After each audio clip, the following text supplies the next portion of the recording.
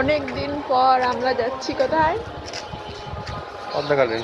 Padma garden মানে বাড়ির পাশেই ঘুরতে, মানে অনেক দিন যাবতই আমরা বের হই, তাই না? হ্যাঁ হ্যাঁ, হ্যাঁ। আজকে অনেকদিন পরে আমরা বের হলাম ঘুরতে। দুইজন না, অবশ্যই মার সাথে দেখা হবে, মারাও আসছে ঘুরতে।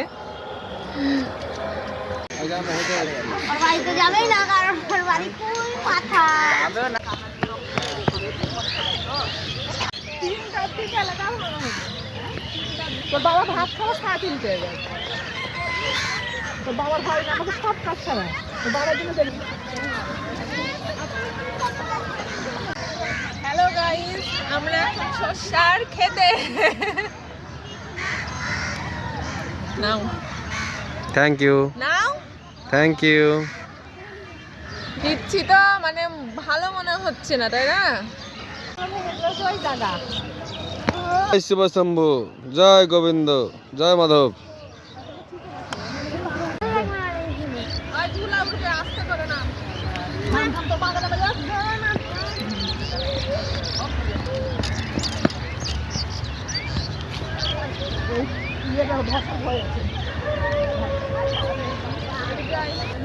এদিকে গর্তের মধ্যে থাকে।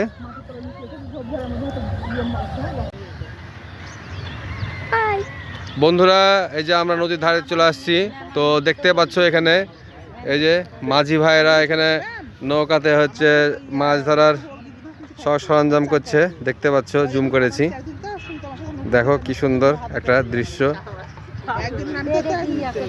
এই দেখো নদী, দেখো চারিদিকে শুধু জল আর জল, শুধু জল আর জল, জল আর জল। তো দর্শক, আপনারা এই যে এখানে আসছেন বেড়াতে, তো কেমন লাগছে আপনাদের?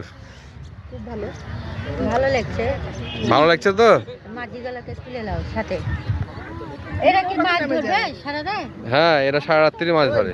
তোর তার সময় তো ঘুম আসে না, মাছ ধরলে তো পারিস রাতের বেলা। কি হারালো রে বাবা? একটা হারানো বিদ্যুতে একটা খাসি মাছ।